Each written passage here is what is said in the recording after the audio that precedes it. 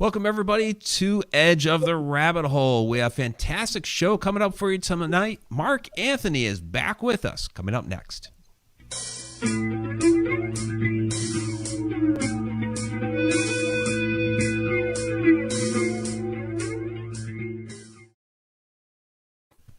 Welcome back, everybody, to Edge of the Rabbit Hole. I'm author and researcher Mike Ricksecker. With me, as always, is my co-hostess, Victoria Monday, and down in the chat room, Alina, moderating the chat. We have a fantastic show coming up for you tonight. I know we've been on a hiatus here a couple of weeks, but we're back now. And Mark Anthony, psychic explorer, psychic lawyer, is kicking it off to finish out this fantastic season for us with his new book, The Afterlife Frequency. Mark's been on our show several times now, and he's touring the new book, been on a lot of different shows. We're honored to have him with us this evening to discuss his new work. So, Mark, welcome. Thank you, Mike. Thank you, Victoria. It's always great being back here on Edge of the Rabbit Hole. I love working with you guys. Oh, it's always fun to talk we to have you. some fantastic discussions. Yeah, we always have a lot of fun, and it's been very, very hectic. And I know, Mike, first off, I want to congratulate you on the launch of your new book, The Alaska Triangle. I'm very proud of you. You're doing great. I love your work.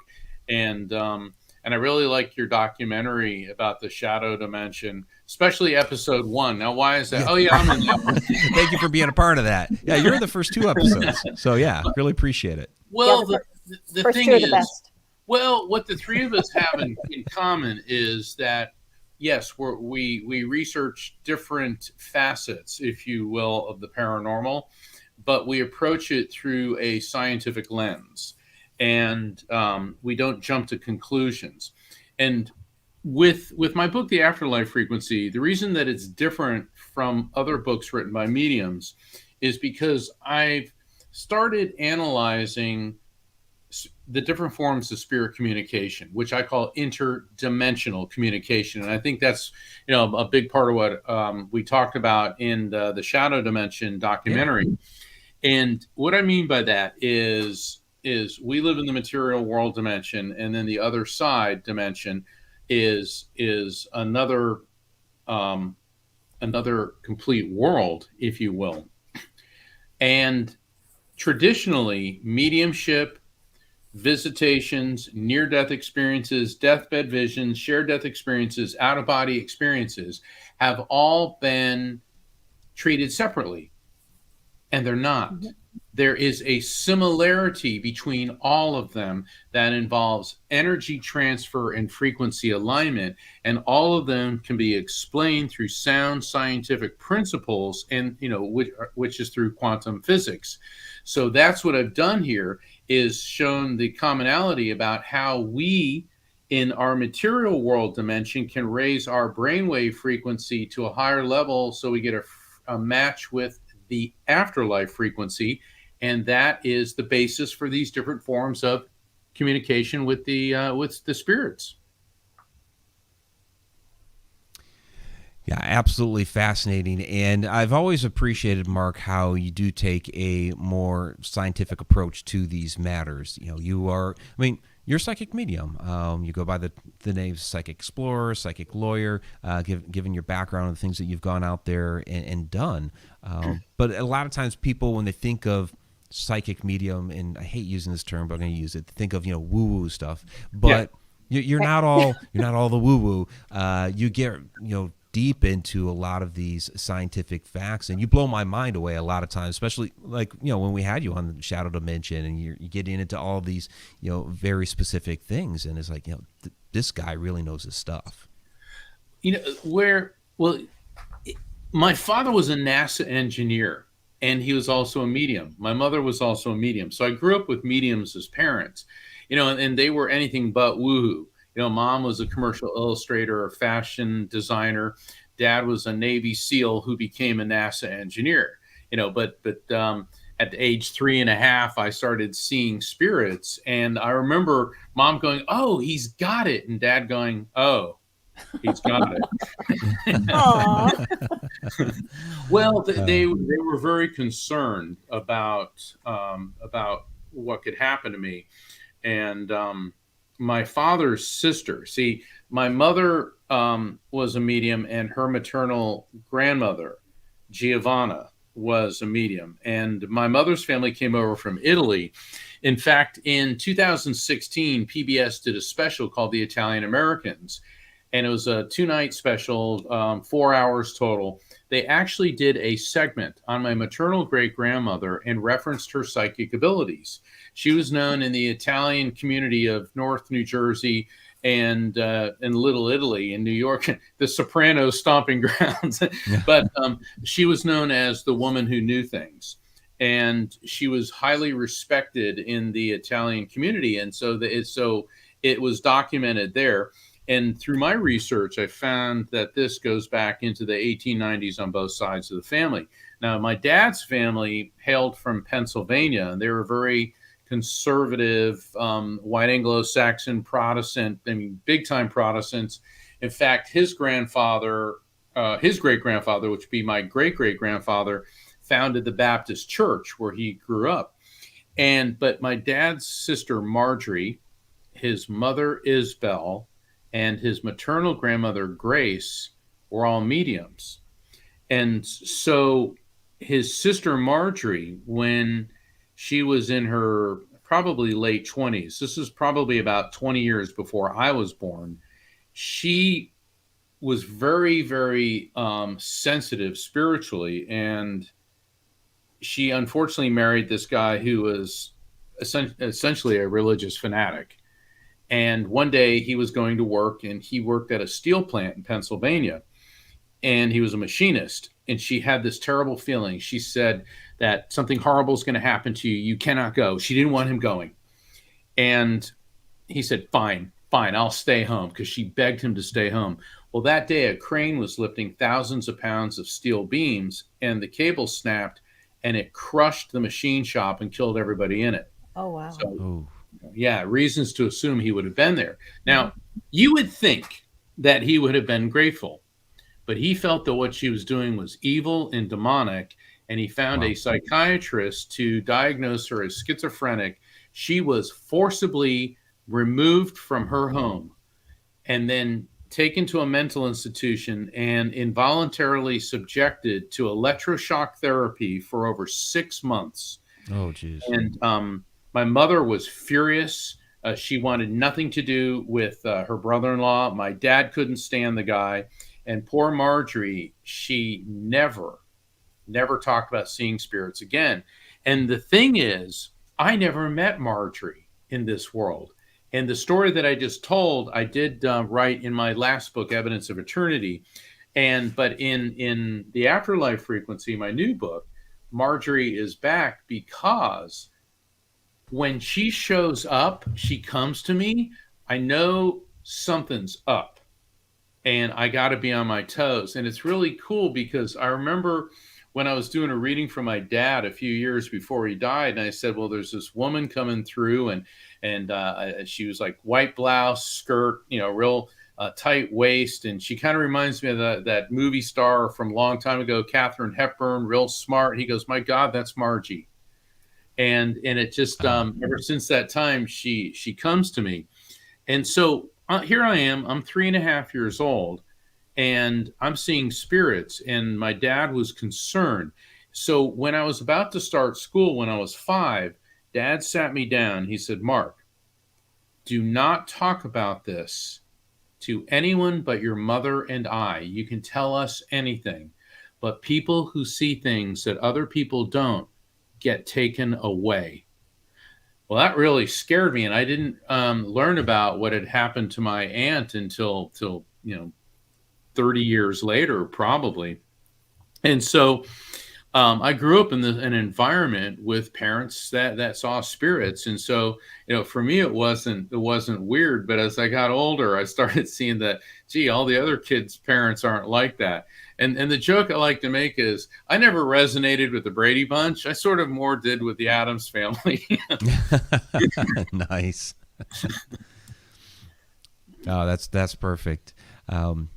So looking at your book, Afterlife Frequency, a number of the topics that you're covering here, and again, you're taking a scientific approach to this, but Yeah. you're delving into spiritual matter. So, the afterlife, people that have had near-death experiences. What is it? You're using the term frequency.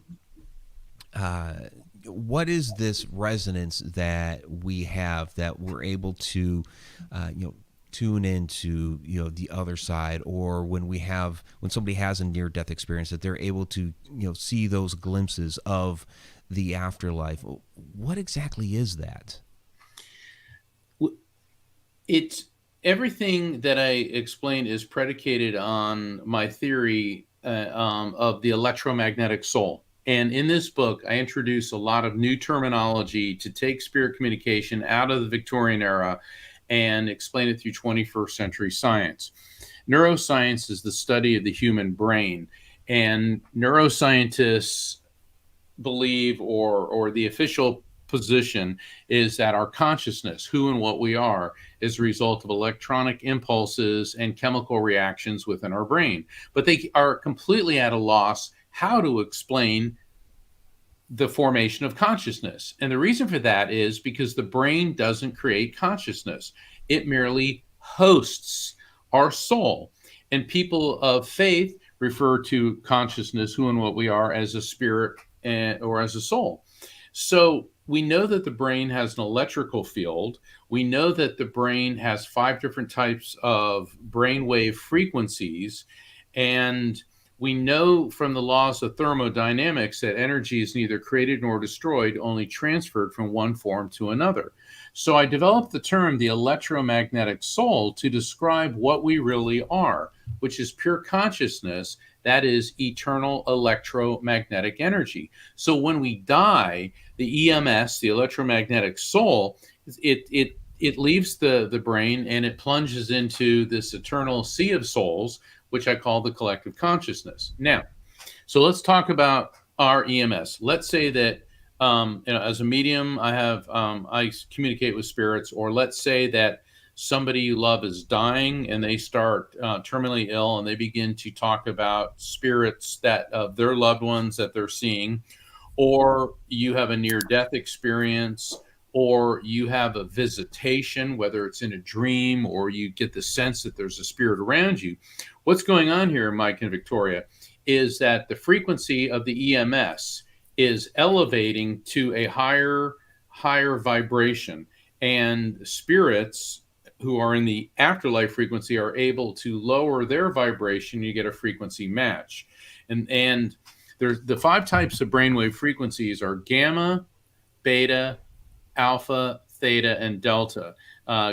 Gamma is super high functioning. The joke I like to make is that's Matt Amodio and Ken Jennings on Jeopardy. Okay, that's when you're running your brain at full throttle.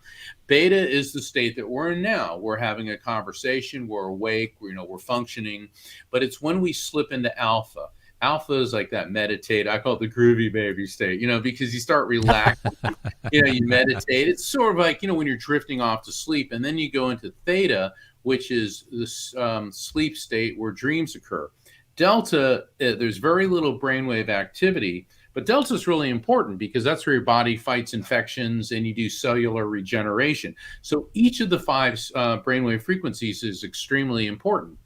It is on the alpha theta border between those 2 frequencies that psychic and spiritual activity occur. Apparently, spirits can spot that, which is why the most commonly reported form of spirit contact, reported for thousands of years. We see examples of this in scripture, in not just in the Judeo-Christian tradition, but in ancient Egypt, Greece, China, India, everywhere. Spirits can spot that. So when we're at that alpha theta border, they bring their frequency down, you get a frequency match. And you can tell the difference between a dream, which is all that surrealistic nonsense, and I want to say nonsense, but it's very unrealistic, and a visitation, because in a visitation, it feels real. You come out of it and it's like, oh my God, I talked to my mom. Yeah, I was just about to ask you, is is that how we get some of these, and I'll call them dream visitations because they'll happen in a dream, but that actually happened, even though it was like in a dream state. I really did just talk to my grandparents. Exactly. Also, let me ask both of you, ever have a dream and then what you dreamt came true? Oh yeah, absolutely. All the time. Several Except times. for this last one where Mike showed up in my dream. But no. Nicole better not be watching this. No. It wasn't that kind of dream. No. I had a dream Sunday that it was Tuesday and Mike was waiting for me. I'm like, oh my God. But it was Sunday. But the thing is, there's a reason why that happens. Electromagnetic soul. Everything is made of molecules, which are made of atoms, which are made of electrons, protons, and neutrons.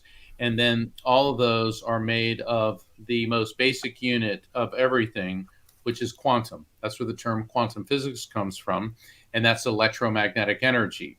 So everything at its most basic unit is electromagnetic energy.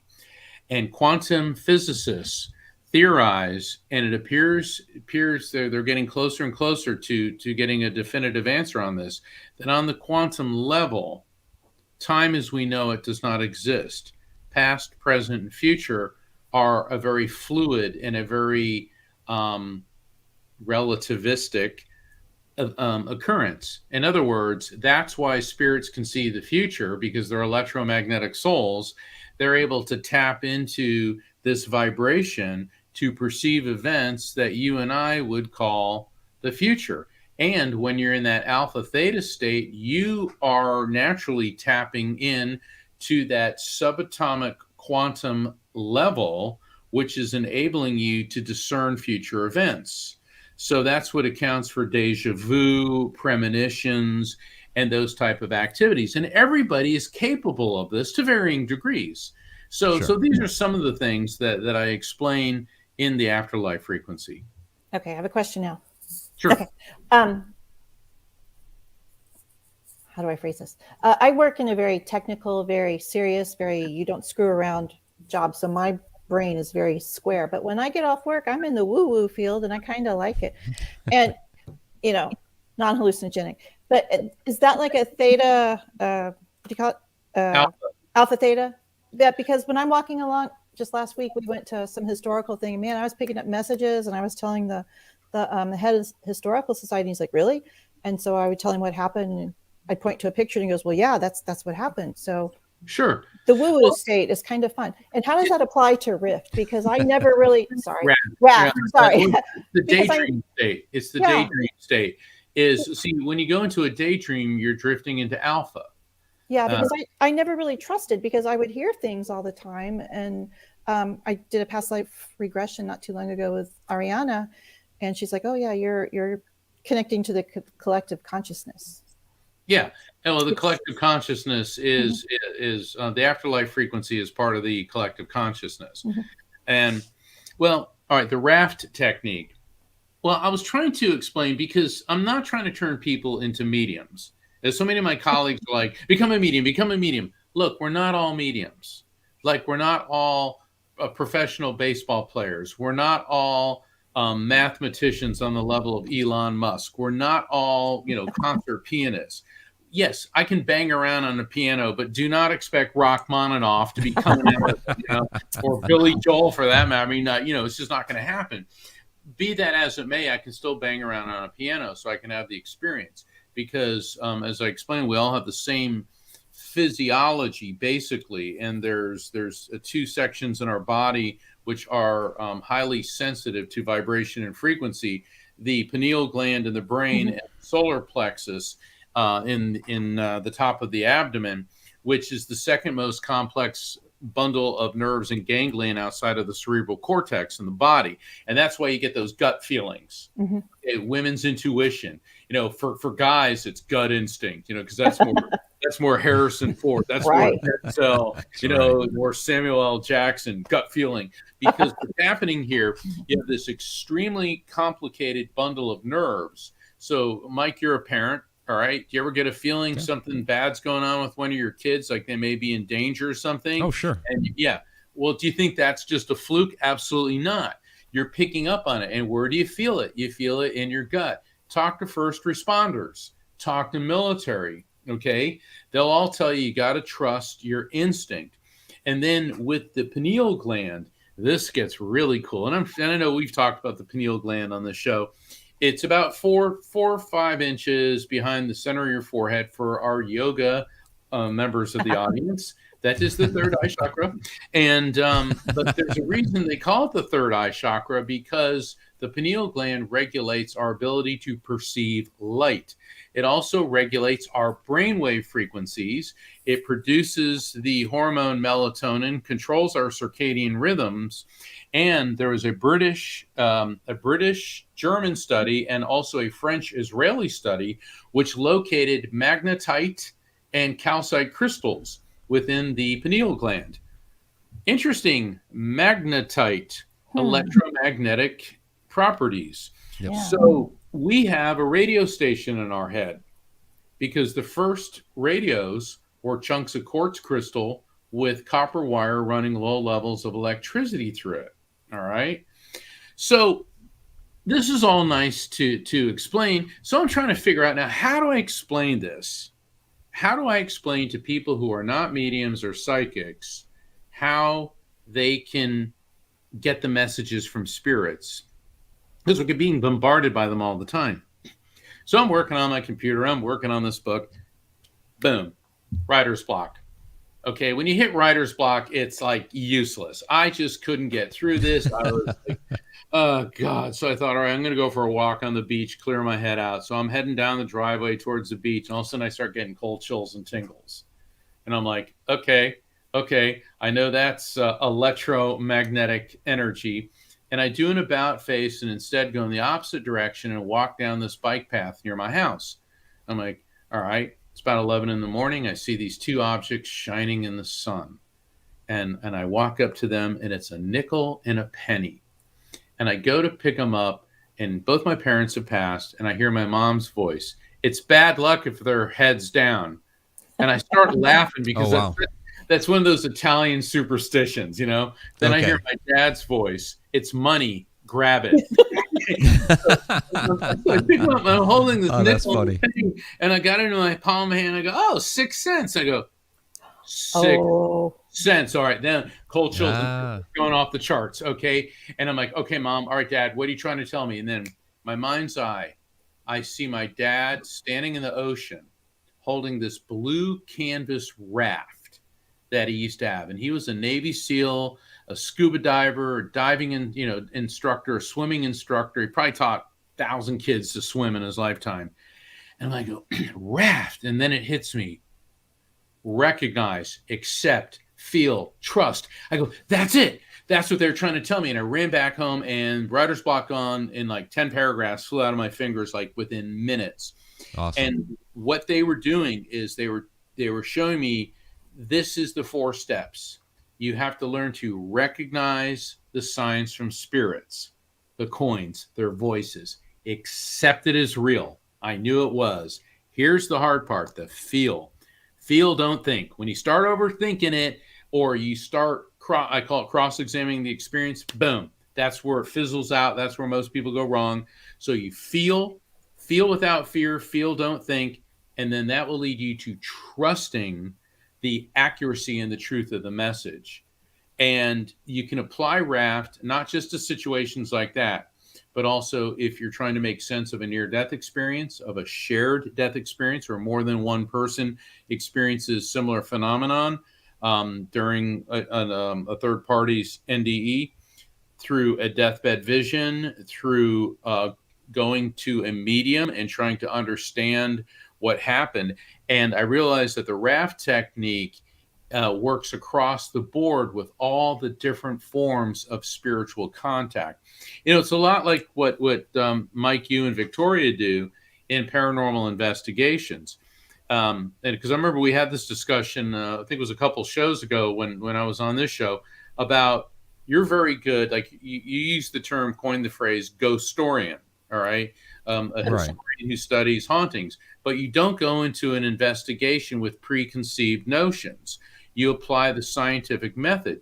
Well, the RAFT technique allows you to do this. And once you start working with it, it becomes second nature. So that when you do encounter some type of spiritual anomaly or energetic fluctuation, and you let the situation flow so you can recognize it, accept the experience is real, feel it without fear, and then trust the message.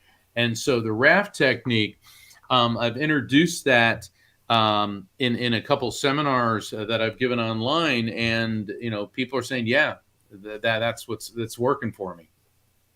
Yeah, because I could do that, but it was always the trust I had an issue with.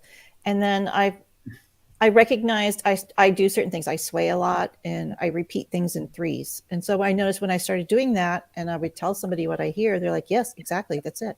So that's my cue. That's how I know how to trust now. Exactly. Yeah, we're our own worst enemy when it comes to spirit community. Well, I mean, it's true. No, it's true. Well, if you go around saying I see dead people, like my aunt, she got taken away, literally. All right, they well, no, I mean it's it's nothing I can do about it. It happened years before I was even born. And then, people today, oh, you can't do that. I love when people, that's impossible. You can't do it. And I go, well, by all means, please explain to me your vast knowledge of quantum physics, energy transfer, frequency alignment, and the collective consciousness. By all means, please explain that to me. It's usually exactly. Mm-hmm. Yep. That's absolutely fascinating. So we talked a little bit before the show that you're not going to tell the story, but it is a fascinating story because I haven't had much time to dive into the book because I was on the road for a couple of weeks, ordered it while I was on the road, and it was there when I showed back up, and then I had my own book release. But the first chapter talks about synchronicity and all things in the universe being connected. And again, I know you can't tell the story. Everybody pick up the book. It's a fascinating story, chapter 1. Yeah, but what can you tell us about synchronicity? But I can tell a story that flows from that one. In chapter 1, it starts with a story of an adventure, for lack of a better term, that I had with in Bangkok, Thailand, and involves my best friend Billy. And I wrote about Billy also in Evidence of Eternity because I met Billy when I was 11 years old. And if you're lucky, you get one friend in your life like that. We met when we were 11. Our birthdays were a week apart. We went to junior high, high school, and college together. After college, I went to law school, and he went to Asia. Little did we know, Billy was a linguistics genius. He learned to speak Japanese, Cantonese, Indonesian, and Thai. I mean, he just had this gift for languages. And he told me, he contacted me, says, Mark, you got to come to Asia. So I took like 2 months off, and the law firm I was working at was having a real, complaints about it. And I'm really glad I followed my heart, not listening to them. And so we traveled through Japan and then through Southeast Asia. And since high school, Billy and I had this ongoing discussion about the afterlife. He was an atheist. Even though we had both been raised in the Catholic faith, my family's view of Catholicism or Christianity was very broad. I mean, you can see in the background, I got, a crucifix, I've got Buddha, there's, other religious symbols all throughout my house, because we believe that God is God is God. And, we just happen to culturally be of that religion. Whereas Billy was a hardcore atheist. But when we were traveling through Asia, every Buddhist temple, I was there talking to the monks and getting into the whole. I just love having these theological discussions in Japan with the Shinto priests, which is a really fascinating religion. And I remember him saying, he said, I don't know how you do the psychic thing. He goes, I don't believe in God. I don't believe in an afterlife. But I still don't get how you do the psychic thing. And I said, well, it's real. He said, but Mark, there's no technology that can detect spirits, really.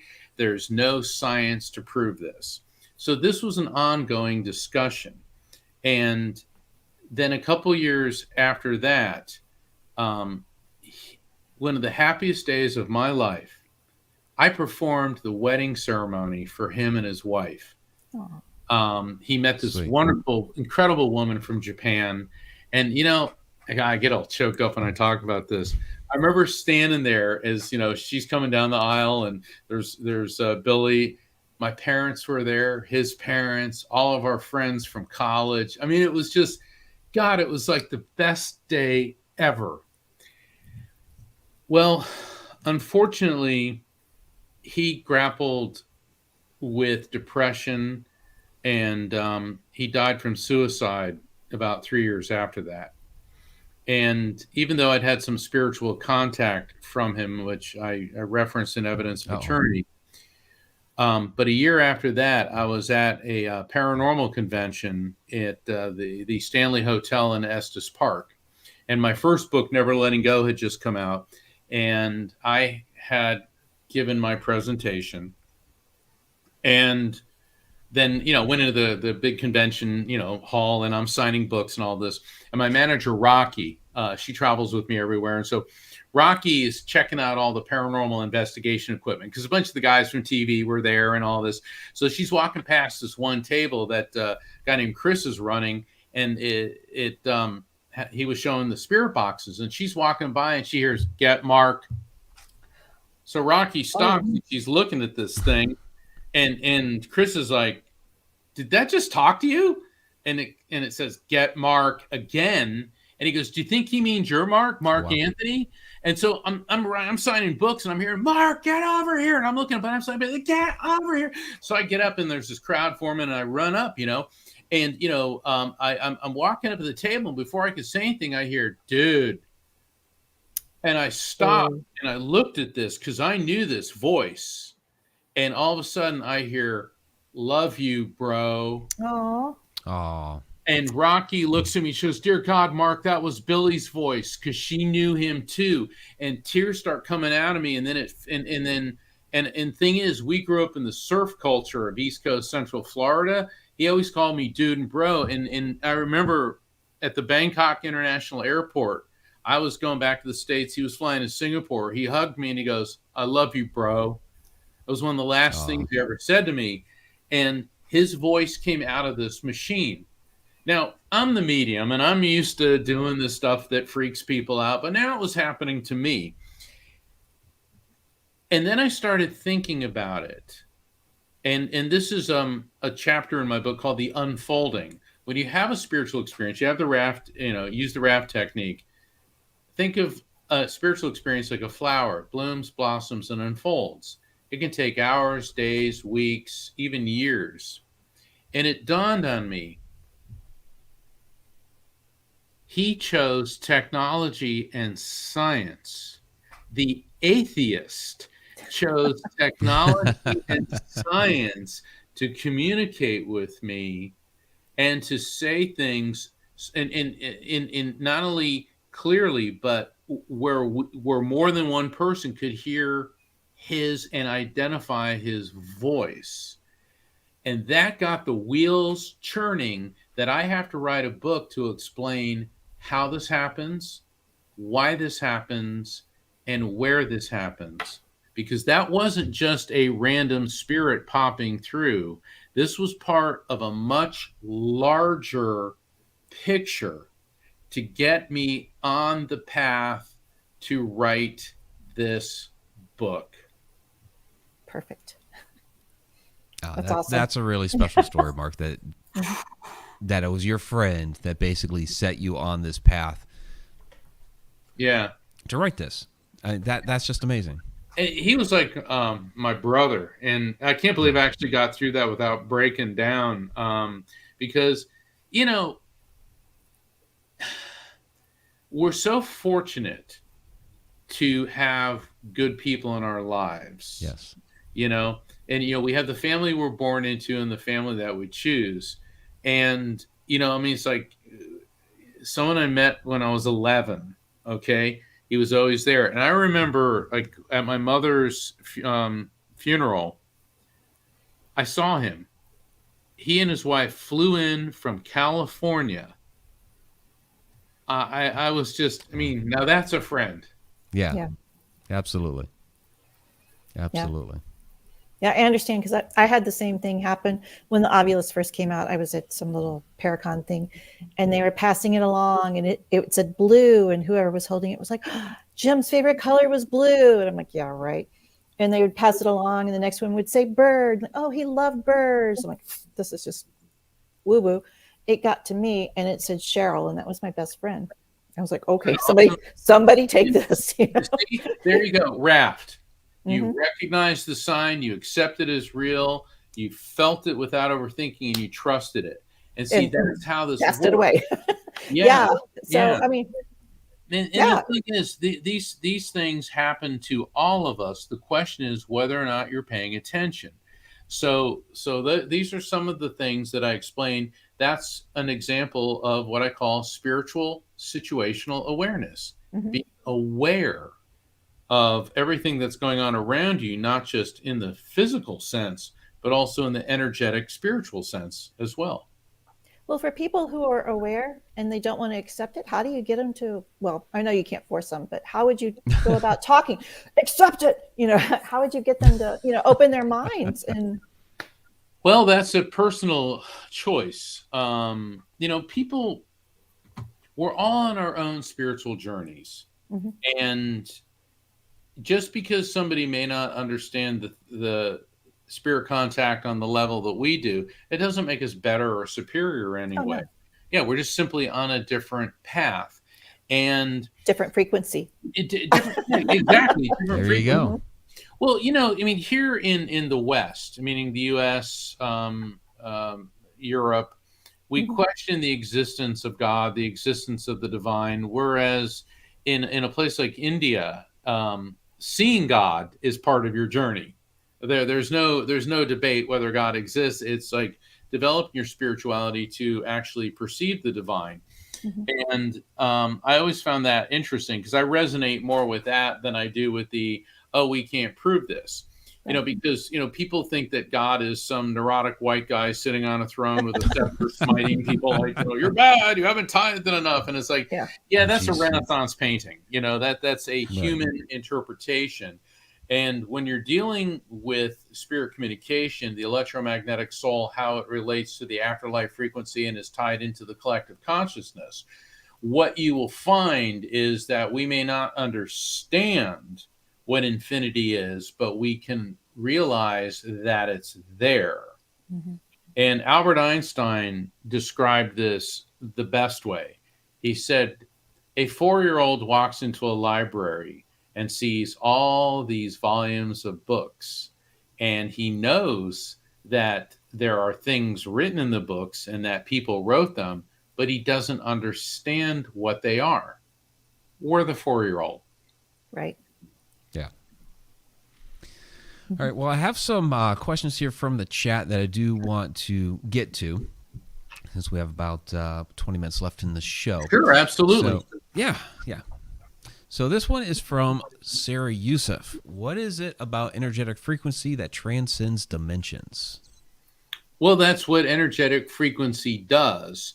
And that's what I explain within the afterlife frequency. Also, we all hear in Star Trek, warp speed. The Einstein-Rosen effect is about jumping from one dimension to another. And there is a theory in quantum physics that we can eventually develop a vessel, a space vessel, that will generate a powerful enough energy field to not exceed the speed of light, but rather fold it, warp it. So that's where warp speed comes from. We all hear about it in science fiction. But the other side, the afterlife frequency, think of it as FM radio. We live in AM radio.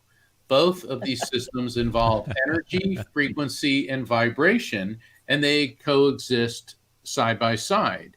So the other side, the afterlife frequency, is not some distant, nebulous, place orbiting Alpha Centauri. It's here. This fits into string theory that there's not one universe, but several universes, and within universes, there's dimensions. And so You have FM radio vibrating at this frequency, AM radio, and there are times the two frequencies overlap and there's spirit communication. Right. And that's where you start seeing and interacting with a lot of times, I think we're seeing other moments in time. You mentioned, the time earlier not really existing, and so that's been a fascinating topic for me to dive into, where I believe that time is running concurrently, everything, the past, present, future. And so you described perfectly what I kind of try to describe sometimes, that at some moment these two different moments are resonating at the same frequency, and we get a glimpse of something at another point in time. Absolutely. Absolutely. Yeah, it's kind of like the biorhythms, because, okay, TV person here. FM is a faster oscillation and the AM is real slow, but eventually the biorhythms cross too, because you have right. Biorhythms. Those are your peak days to buy a lottery ticket or something. But yeah. I know people are always like, if you're such a great psychic, why don't you get lottery numbers? Well, it's not like I haven't asked. Does it work? No. Well, the thing is, though, they may give me a sequence of numbers that are the winning numbers, but they don't necessarily tell us when. Right. There you go. Mm-hmm. 11 years, 2 days, and 5 minutes from now. It's like, just keep playing them. Yeah. Yeah. Okay. At some point. We have real quick here a $5 super chat from Alex Lopez. Says, "Wow, great info, Mark." Thank you. Thank you very much, Alex. Absolutely appreciate that. Very kind of you. So, there's a question here from our chat moderator, Alina. She sent it to me through our messenger here, not on YouTube. So I'll just read this. Alina says, "My question for Mark. I had an experience last year around this time of a hooded shadow person in my room. The energy I felt was like energy on steroids and dark. Is that common? Have you felt anything like it?" I've done readings for probably 15,000 or more people, and since multiple spirits come through, I've dealt with easily 100,000 spirits. And it's easy for us to jump to conclusions if something appears dark and shadowy that it's evil. It's like, people walk into an area where there's a lot of EM activity and they get cold chills and tingles and immediately assume it's evil. That's what's going on here, is you're either interfacing with a residual energy echo because matter retains vibration. So let's say like you walk into a place where there's been a murder, or you walk maybe into an Egyptian temple where there's been all sorts of things like Mike just did. Okay. And so you're picking up on that. And it's very easy to assume that this means it's dark and evil because the physiological response that you're experiencing is the same as the flight or fight response.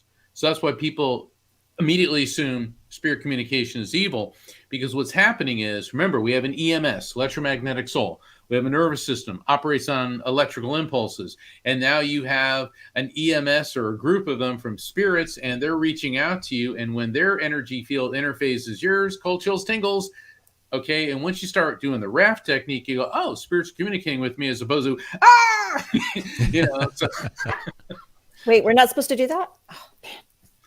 Well, it's like we've seen a lot of the it's the woo-woo, Well, it's woo-woo. Well, and I understand people fear what they don't understand.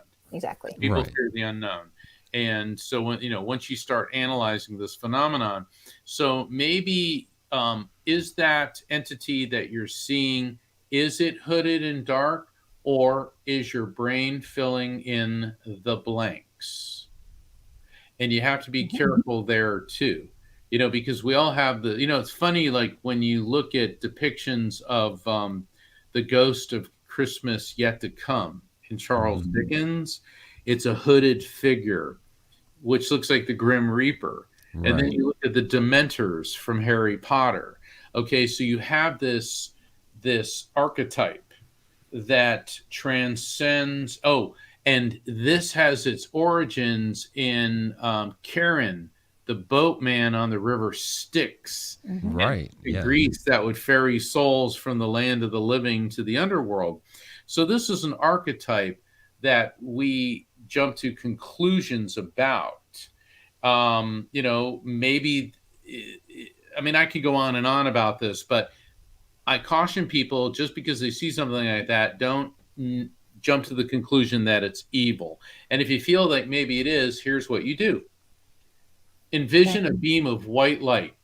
Okay.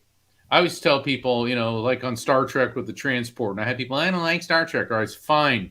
A spotlight. All right. A beam of white light, and say, the white light of God flows through me, with me, and around me, and just fill the room with white light. Remember, spirits are not in charge. You are. Mm-hmm. You define the parameters of the contact, not them. If you feel that a spirit is being intrusive, then you invoke the white light and ask them, or insist that they leave, and just envision the white light expanding, engulfing your room, your home, your whole neighborhood. Okay. You're in control. And that's where a lot of people go wrong. They think, I'm not in control. No, you're in control. Mm-hmm. Spirits are not here to frighten us. They are not here to control us. They are not here to tell us what to do. They will present suggestions, and they will present guidance. We know the difference in the RAFT technique between, there's a lot of people out there, these so-called shamans that, believe in, inciting insurrections and twisted, members of religions that get morons to fly planes into buildings and things like that. Those messages are not coming from the divine. Those messages are not coming from spirits.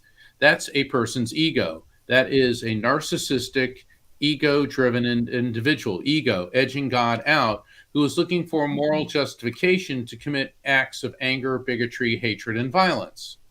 True messages from the divine, true messages from spirits are about love, healing, peace, inner peace, and resolution. And that's the difference. So when you're employing the RAFT technique, the reason that you trust a message is because it's love, healing, inner peace, and resolution.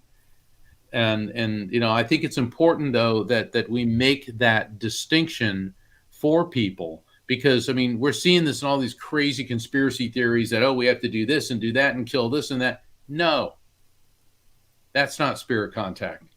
That's the human ego. That's not the spirit. That's the ego. Mm-hmm. Fantastic. So I liked how you brought up the Grim Reaper and Karen, because I'll get asked about the Grim Reaper with all my shadow person work, and I'll just kind of, it's kind of flippant, but I'm like, he's a guy doing his job. Well, yeah. Mike, you've studied enough of the shadow phenomenon. Are they evil?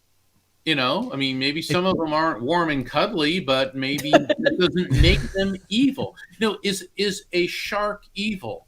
Is a bear evil? Or is it doing what a shark does or doing what a bear does? Right. Exactly.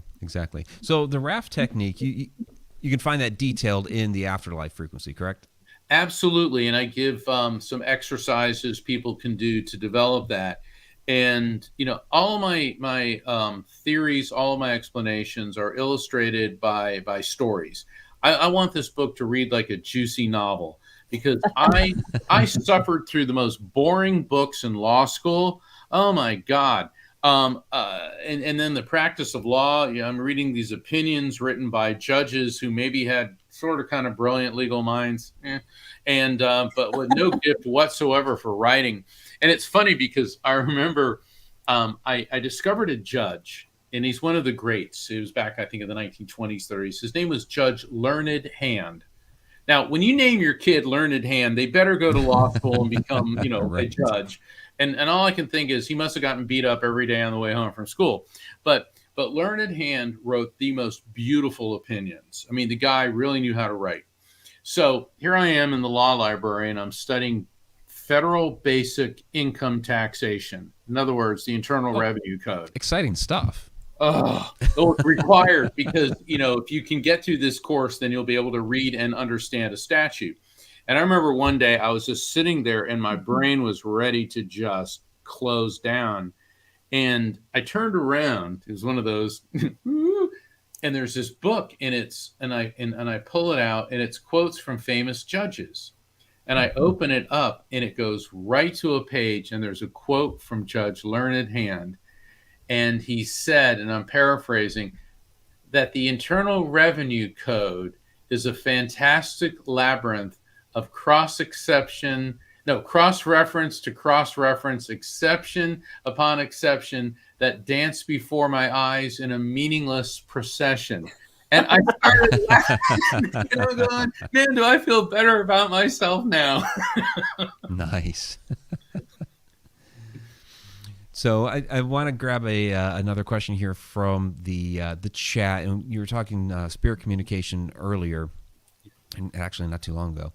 So Sarah Yusuf with another question here: with spiritual contact, how do you develop your own spiritual language and communication? How do you know it's legitimate?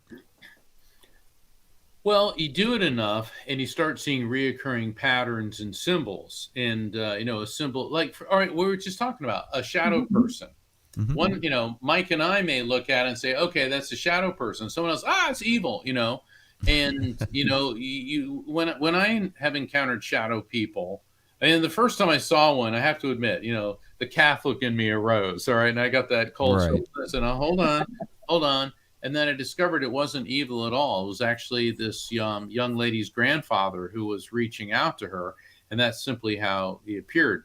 But you'll see certain symbols. And for people who have had readings with me, for example, if I see an apple can mean, well, either you love or hate apples, but most people like apples. But apples to me usually mean the month of September, because for some reason yes. I associate, picking apples in September. But it can also mean someone who's a teacher. You give a teacher an apple. And the other possibility, and this sometimes comes up, particularly when I see a Macintosh apple, that person, that's the type of computer that they use. And people say, well, that seems like rather vague. Well, think of the sound there.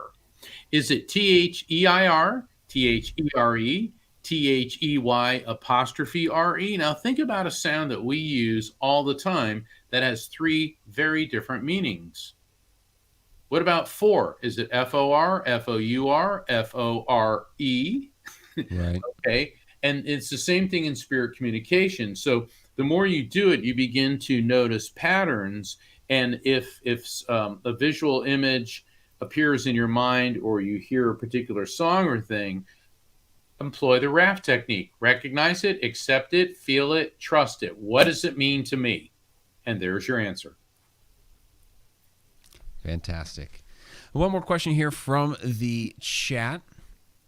This is from Julie Claire. What happens at death? What role does EMS play?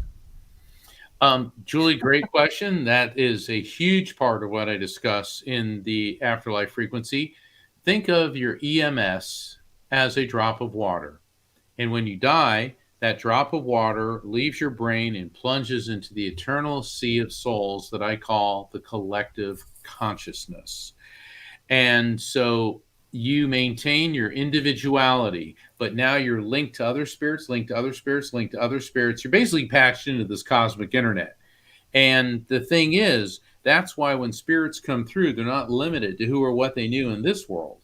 I mean, I get spirits giving me medical information about people. And yeah, I have a basic understanding of anatomy and physiology, but I've had readings where they come through and start talking about these genetic markers and things like this that I don't understand, and I'm explaining it to the person, and then they get back with me. And so we went to the doctor, and they found exactly what came through.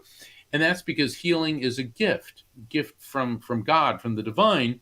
I'm just the conduit. I'm just the radio, okay? And so that's part of the collective consciousness, and the EMS is part of that. So I hope that answers your question. So are you saying the collective consciousness is really the Borg? Mm-hmm. Well, the Borg... kind of? Well, because it's all connected. It's all interconnected, but with the Star Trekian reference to the Borg, the individuals there were not individuals. They lost their individuality, whereas the gift that we are all given is our consciousness, our electromagnetic soul, our unique sense of individuality and free will. So when we go into the collective consciousness, we're still individuals. We're not. We are still individuals, but Okay. we are interconnected. Yes. Okay. Cool.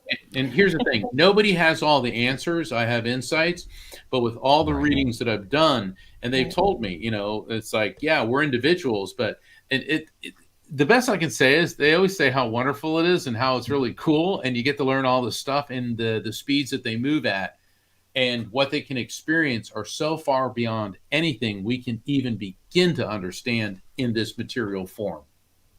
Okay. Good to know. So we're coming from this collective conscious into this body, which would be a vessel. And upon death, we go. I'm knocking stuff over here.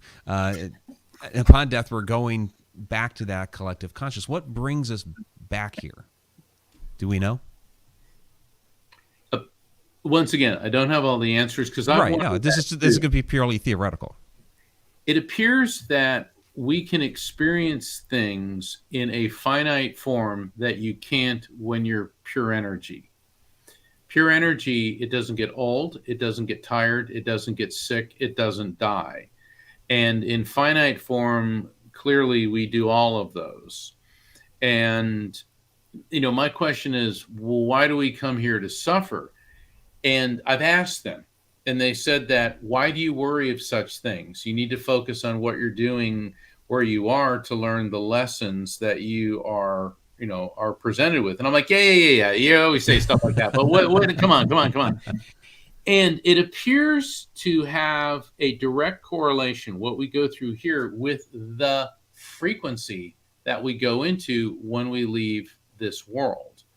So as it's been presented to me, that let's say Osama bin Laden, an Adolf Hitler, or some macabre killer is going to go into a much different frequency than Mother Teresa, or Gandhi is going to go into. And I'm not saying that there's a hell or a heaven, and that the frequencies that you go into are not a static place. And the idea of multiple levels to the other side is not purely my idea. I mean, all the religions have these. I mean, I think Islam has 3 different levels of hell. The Mormon, the LDS church has 3 different levels of heaven. I've heard about 7 levels of paradise. The Hindus have multiple levels. Christianity, there's heaven and hell, but then there's purgatory. There used to be limbo, but it got canceled. So when did that happen? I missed that. I think that was the Vatican II Council during the tenure of Pope John the 23rd. But at any rate, I was back in the 60s. Where have you been, Victoria? I've been out in the woo-woo. I mean, but and the thing is, when I say stuff like that, I always get emails from people. I'm just making a point.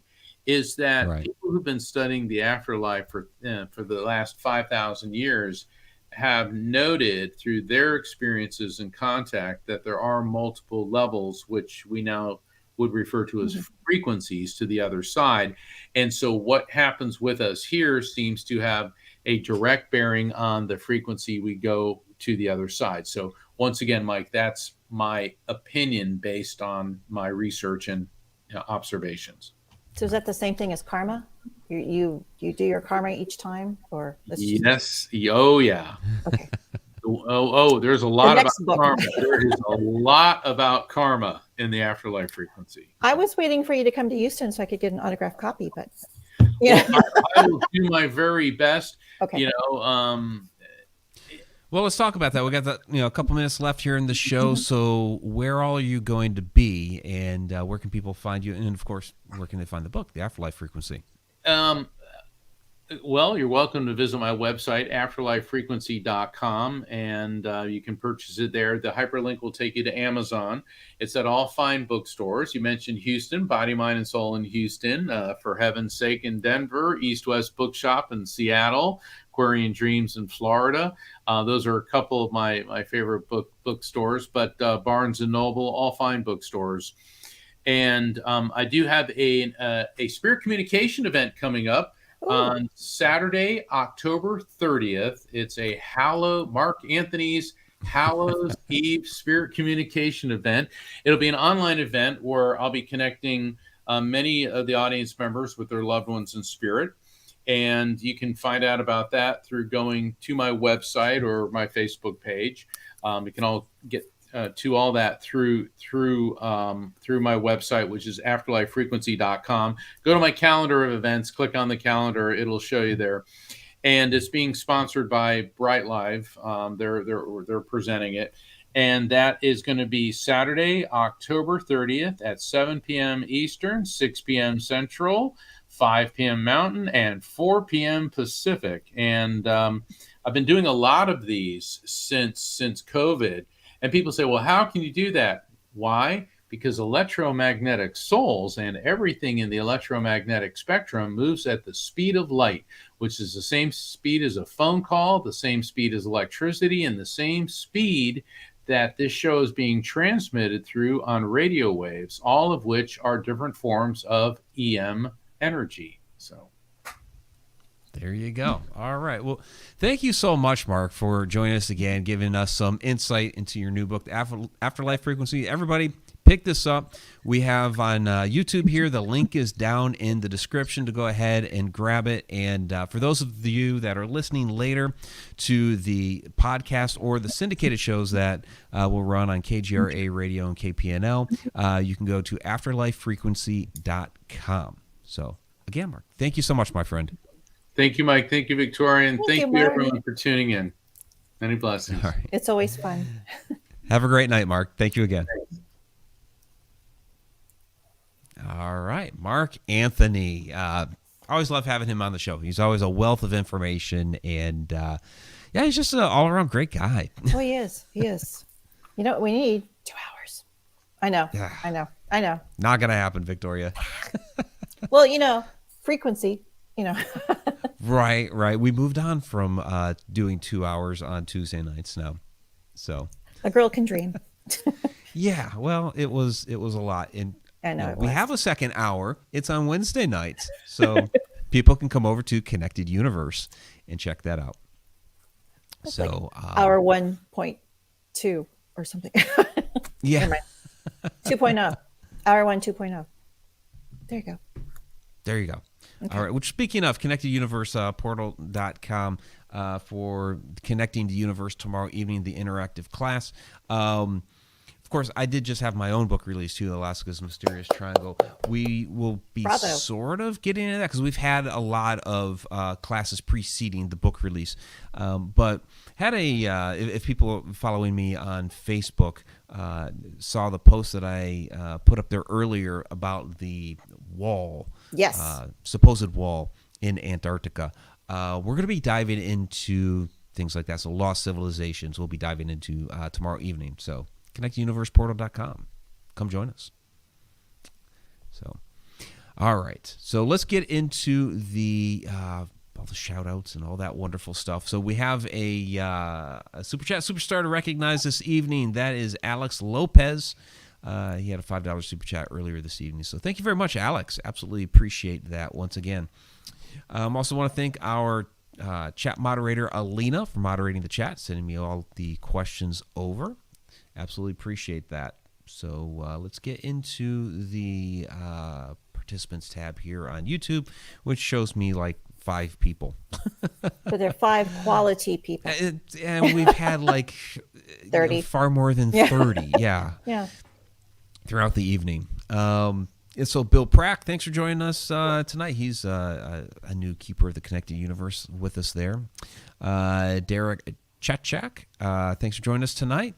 There's Hunter Road Media's Fairy Queen, Diane Hilbert. Thank you once again. Of course, Adam Tillery out there lurking as always. I see the eyes. We're gonna lose some of Adam's attention here soon because the new season of Curse of Oak Island is going to be coming on. So and that's usually on Tuesday nights. Helen Espinoza, thank you for joining us once again. Mr. Cumin, O2, thank you as always. Fungi is in the house. All right.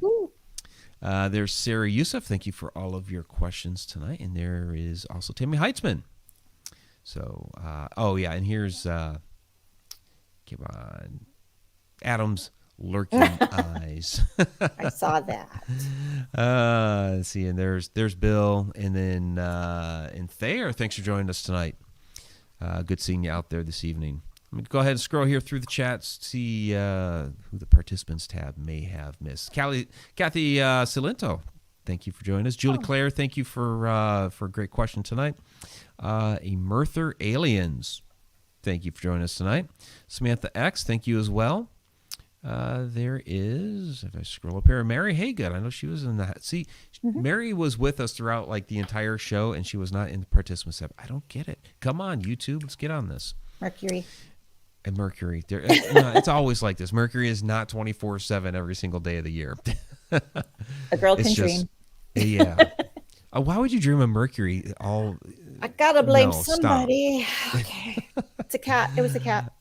TFT Tarot for today. Thank you as always. Sav, straight up Sav, S-A-V. All right. Peeling the traumas away. Thanks for joining us tonight. Diana Erickson, thank you as well.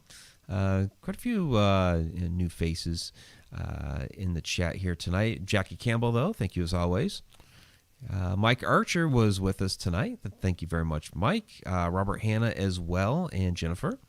EEQQ, thanks for joining us once again. So, all right, let me scroll back down here. I think that is going to do it for tonight's shout-outs. Of course, if we missed you, we do apologize. We tried to get to everybody, and, obviously, YouTube doesn't show us everybody because that's YouTube for you. So, all right. And there's Alina saying, have a great night, guys. All right. Yeah. Have a great night. So, all right, everybody. So, we'll catch several of you tomorrow night on the Connected Universe portal. And then next week for Edge of the Rabbit Hole, we have Sam Baltrusis coming on. Going to be talking about the Lizzie Borden documentary. So, that'll be awesome. Yeah. That'll be a great conversation with Sam. We haven't had him on in over a year, so we've got to catch up with Sam. Yeah, he's been busy. He has been. He's got a lot of stuff going on. I see him everywhere.